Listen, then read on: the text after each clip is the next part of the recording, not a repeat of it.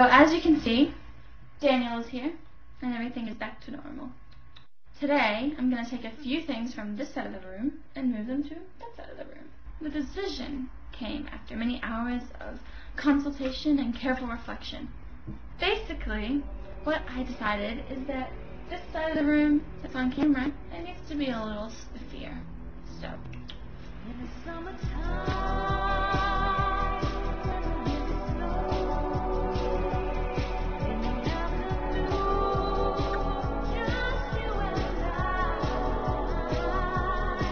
okay, so I'm going to tell you one of my favorite stories from A Brief History of Time by Stephen Hawking.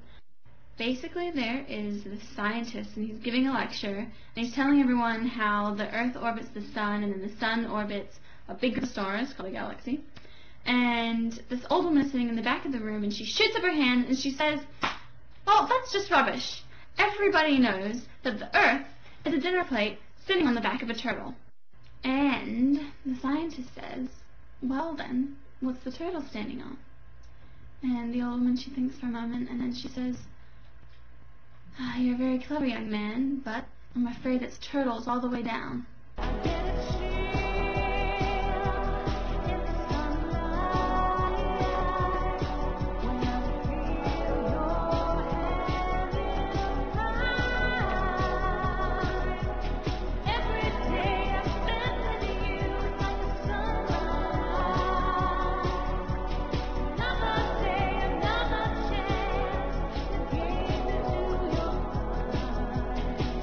So, you don't like turtles. Let's talk about ants.